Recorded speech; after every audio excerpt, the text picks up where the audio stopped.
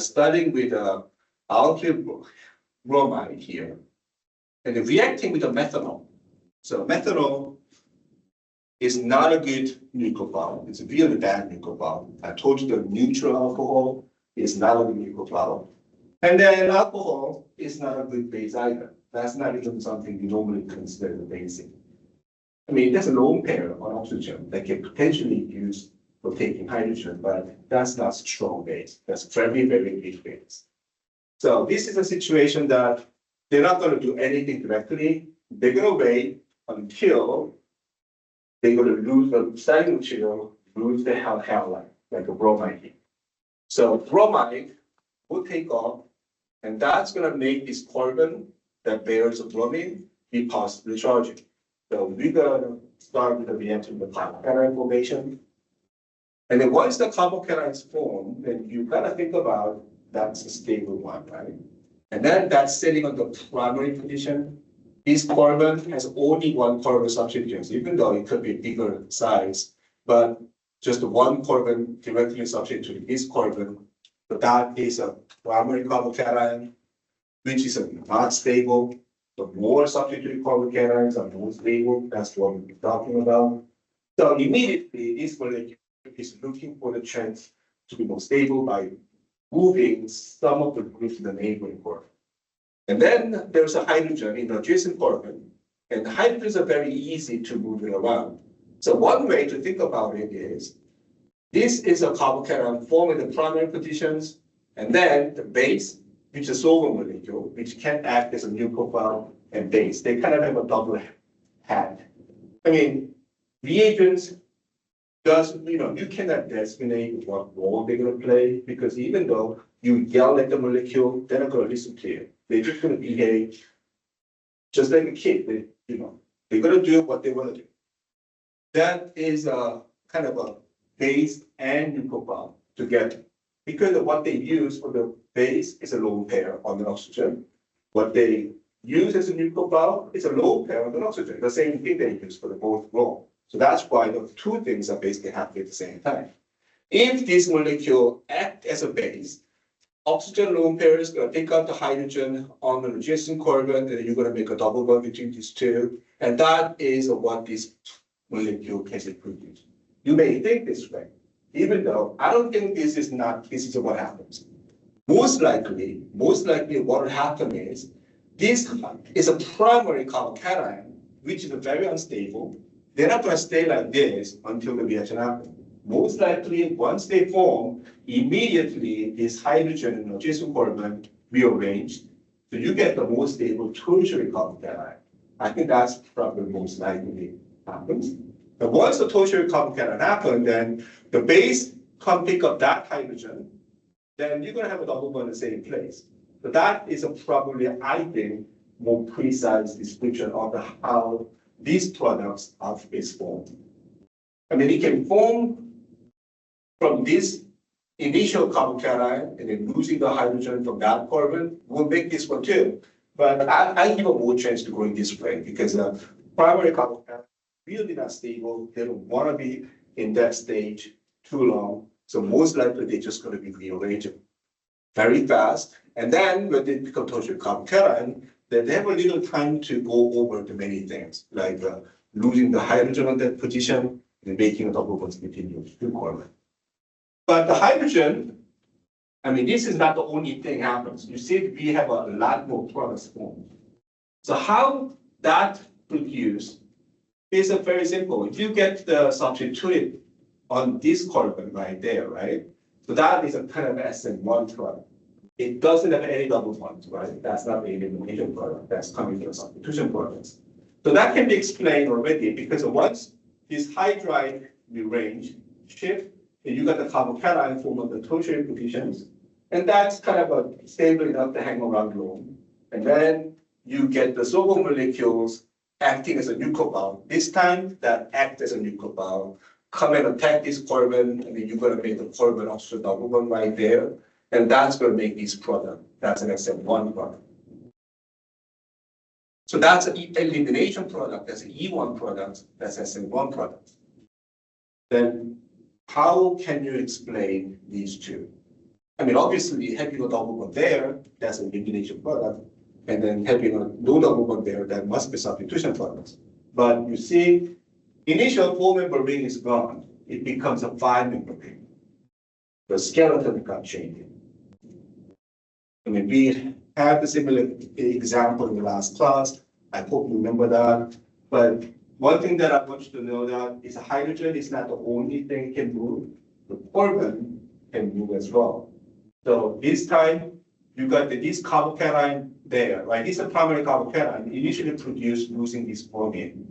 This is a hydrogen that moves, but not only that, the carbon, this CH2, that can move as well. It's kind of a methyl shift, even though that methyl group, the carbon, comes with the other substituents further. But this carbon shift there, and you're gonna make a bond between these two, and then this bond is getting cleaved. So you basically just produce that one activity. This carbon is that carbon, this carbon is that carbon, so you are forming this bond. That's what this bond made it. And then these bonds are broken, so this carbocation goes this position. So that carbon is this one.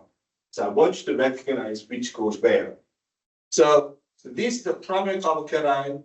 Making the carbon shift, you're going to have a secondary carbocation, which is better than the primary. So we see that why this happens.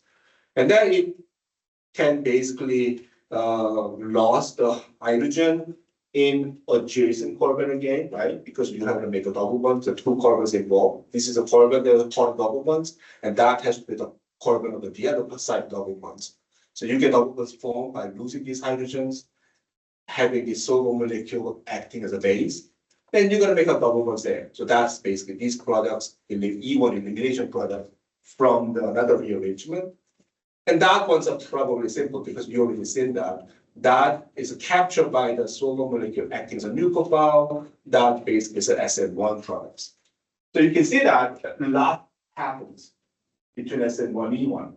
And sometimes it's simple because if the molecule doesn't rearrange, then it might be much more simpler than this. But if it rearranges, then yes, so many things happening. So it's really hard to be used for the synthetic purposes, but it could happen. One thing that I want to say that, sometimes you may think that carbon shift, the methyl shift is a slow, but in this case, I don't think the methyl shift is not that slow. Can anyone guess why I think that this methyl shift is actually more fast than usual? Yeah. Yeah, so one thing that assists, help this rearrangement, initially, this is a 4-member ring with a bond angle 90 degrees. Remember that? That's the ring strain there. Once they opens up and then becomes a 5-member ring, and then that ring strain is gone. So this molecule has a motivation for making the carbon shift because it wants to remove that angle strain they get as a 4-member ring. So that's the reason. Normally the hydride shift is a lot faster. And then I still think that this probably happens a lot easier because it's going to produce a tertiary carbocation. But this tertiary carbocation has an angle strain. But when they make the carbon move, yeah, that's kind of slower. And they don't even make a secondary carbocation, but at least they get rid of that angle strain. So I think they're probably very competing right now. It used to be hydride shift a lot faster, but in this case, carbon shift is not as slow either because of that reason. Because it can get rid of the angle strain. So anyway, so when you have to rearrange, consider not only the hydrogen, but also the carbon as well, because they can move there. Sometimes those a slow process, but in this case like this, connected with the angle strain, they may work faster than you think. So this example shows that, this SN1 E1 is not a really simple process. This is actually what happens. So considering all those things, let's solve some problems before we move on. That's fine. This is our starting molecule here. And obviously, you got to change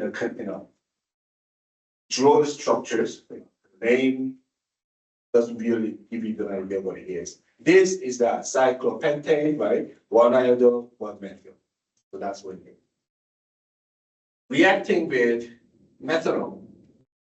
And heat is here because remember that SN1 E1 elimination reactions, the very first step is a carbocation formation, which doesn't go easy.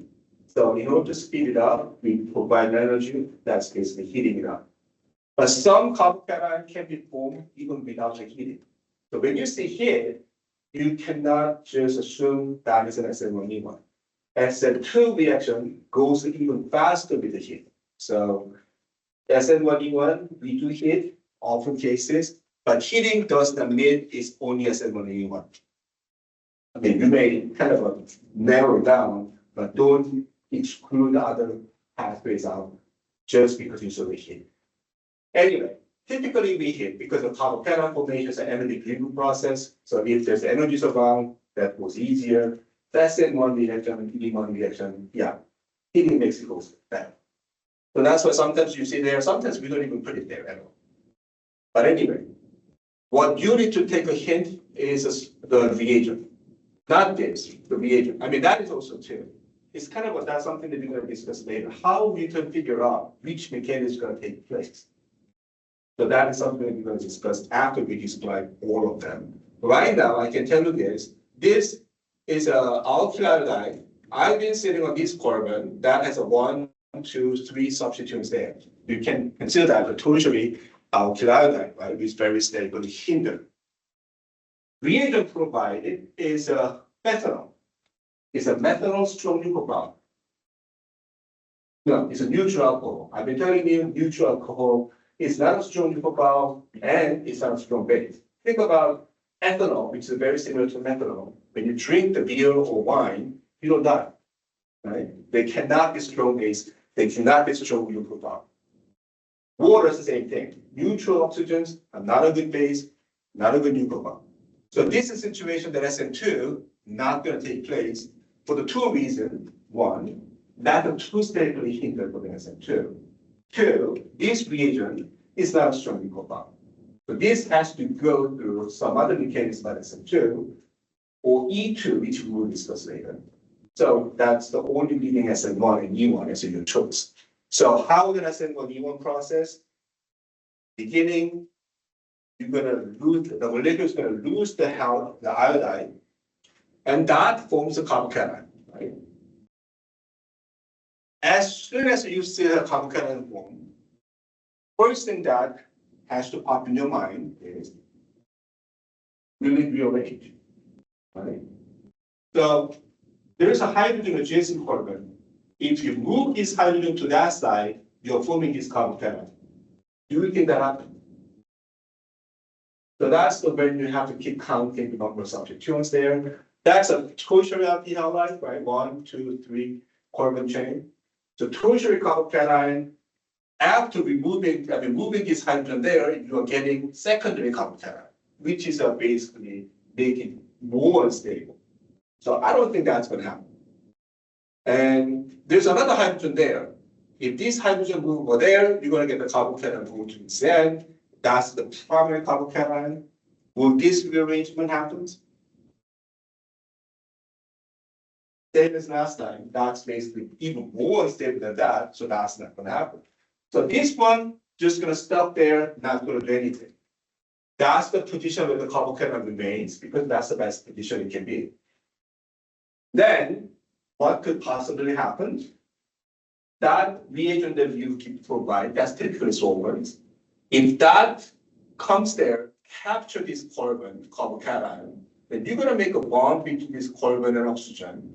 Obviously, these protons are going to go away next step, but typically we just skip that part because the protons are very interested in passing around between the solvent molecules. But anyway, that way you're going to make a carbon-oxygen bond there, that molecule produced, and that's the substitution product. That's an SN1 product. But that's not the only thing happened to the carbocation that used to be until the last class, because we haven't talked about the elimination reaction.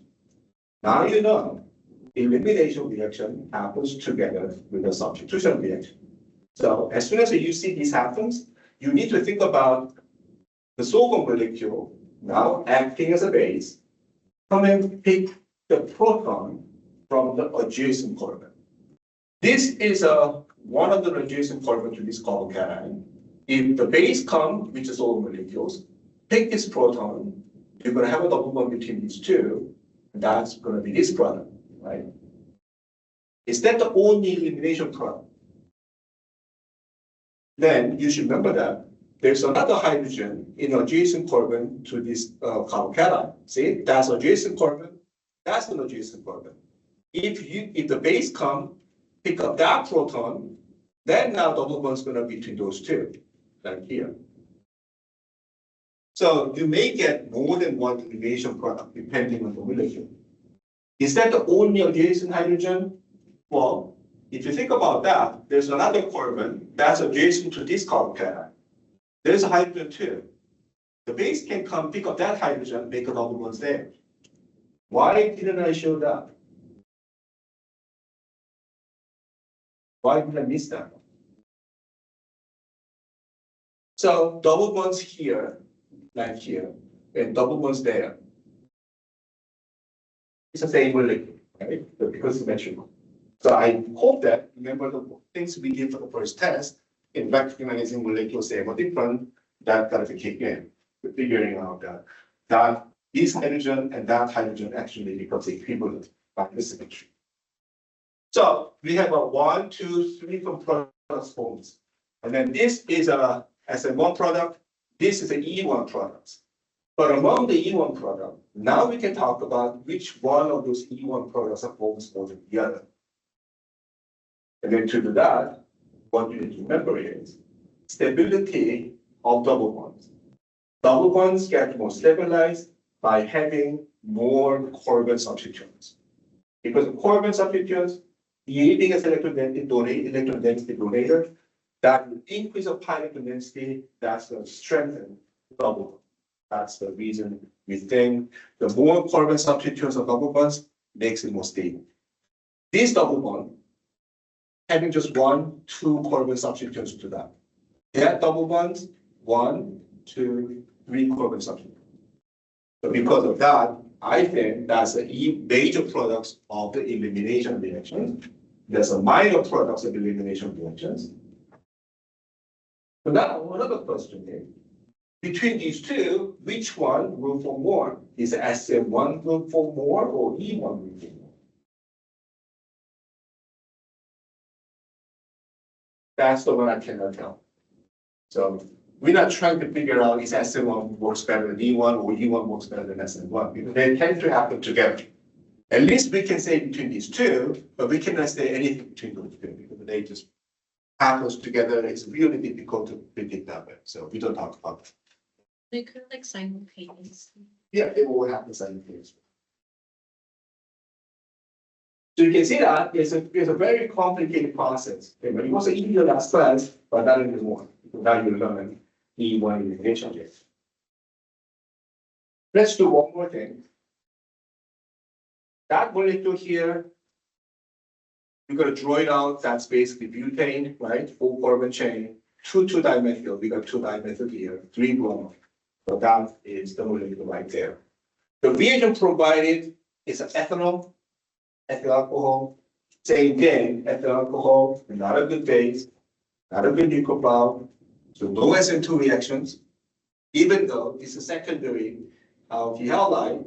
But first of all, that's not a really good substrate for the SN2 reactions because we got tertiary with the T-butyl sitting next to it. That presence even make the primer not very well with the SN2 reactions. But anyway, this is a not really strong base, strong nucleophile either. So that's an SN1 E1 cluster. I know I put it down here, but even without that, you should be able to figure out what is going to be the product and which mechanisms. So as the mechanisms shows, halogen is going to take out with the electrons. That's going to leave a carbocation in the very beginning. So that's the initial carbocation produced. And then I've been asking the same thing. As soon as you see the carbocation, this has to pop in your mind. What is it? Will it rearrange? So you have 1 second to figure out whether it's going to be arranged or not before I explore the next. All right. So what's going to be rearranged is atoms in an adjacent carbon. There is a hydrogen in an adjacent carbon to this one. If that moves, the carbocation goes there. Do you think that will happen? That's a secondary carbocation, becomes a primary carbocation. That is a big no. That's not going to happen. Then let's look at the other side. The other side, there is no hydrogen. There's only the carbon there, the methyl group. So there one no rearrangement here because we don't see any hydrogen. And then you should remember that hydrogen, yes, they move faster, but the methyl groups, the carbon, can also move too. Especially in this case, when the methyl shift happens, when that one goes over here, you get this carbon getting a positive charging. And that is a tertiary carbocation. So will this rearrangement, the methyl shift, happens or not? That should happen because it becomes a secondary carbocation, being a tertiary carbocation, much more stable. It's not just a 2 times stable. We're not talking about that. Secondary tertiary carbocation is very different. It's probably 10,000 times, maybe 100,000 times more stable. So having a chance to being a more substituted means a lot to the carbocation. So I think the rearrangement will happen. But the thing is that we have two different carbocation, initial carbocation and then rearranged carbocation, both in the system. This will be the majority, that will be the minority, still both present. So if the reaction I said, what happens? It can happen to the either E1 to happen, it can happen to the either. That's going to make it more complicated, right? So let's start with the initial carbocation. If the solvent molecule, ethanol, that oxygen lone pairs attack this carbocation directly, then you're going to make a bond between these two. That's going to make the oxygen positively charge it, but we think that this proton goes out easy, make the molecule neutral. That is what happened. We just capture that carbocation with an oxygen, make an SN1 product, right? That can also happen to this rearranged, more stable carbocation. When that makes an attack there, we're going to get the ethoxy group sitting on the more substituted carbon. So that will be another SN1 product. At least we can tell between these two which one is going to be major, which one will be minor, right? So I want you to think about that. But that's not the only thing happened to the carbocation. As I said, E1 takes place together with SN1. We only talked about SN1, even though it's a 2 SN1 we talked about. E1 can happen into the either carbocation. If this one goes in E1 elimination reactions, then the base come look for the hydrogen in adjacent carbon. There is a hydrogen in adjacent to the carbocation. If the base come, pick up that hydrogen, they're going to make a double bond there. So that's this one. So that's the E1 product. That's another side of the double bond, so adjacent carbon. If the hydrogen lost there, we're going to have a double bond created there. Should I make that product? Hydrogen goes away from this carbon and then just double bonds there. If somebody wrote that as an answer, I'm going to deduct the points. Why? Because you just make the carbon by bonding. There's no hydrogen there, right? Sometimes you really have to figure out whether there's hydrogen there or not there. If there's no hydrogen, there's no way you can make a double bond happen. So we're going to have just one elimination product coming from this one because this is the only carbon that has hydrogen. That carbon has no hydrogen, so nothing to abstract. Even though to make a double bond there, that's going to make this carbon 5-1, which is a big no for the organic chemistry. So that's the only one that comes from this side as a E1 product. Now, this carbocation is another thing. This carbocation has this adjacent hydrogen, and then there's an adjacent hydrogen there too. If this one goes away, you're going to make a double bond between these two, which makes that product. If that hydrogen goes away, then you're going to make a double bond between these two, which makes this. So we have a 3 E1 product. Among those 3, which one is going to be the major? So to figure that out, what I told you, you're going to look for the stability double bonds. the more carbon substitute double bonds are more stable, so you need to count how many carbon substituents are there in double bonds. These double bonds, how many carbon substituents connect to this double bond? 5. We got 1, 2, 3, 4 carbons there, so 4 carbons connected to that. This double bond has just 1 carbon directly connected, without just 1 carbon substituent, not all the numbers of the carbon, right? That double bonds, how many carbon substituents? 1 and 2. So that's a disubstituted double bond. There's a monosubstituted double bond. And this double bond has a 1, 2, 3, 4. So which one has the most number of carbon substituents? That one. So that should be the major E1 product. Between these two, which one is going to be the major SN1 product? Which one would you say?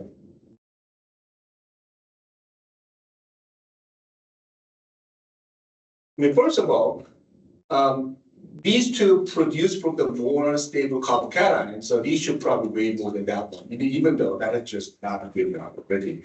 But anyway, that is the coming from the most stable carbocation, rearranged one from the initial one. So these should be the major, not that one, right? Because it's coming from the most stable carbocation.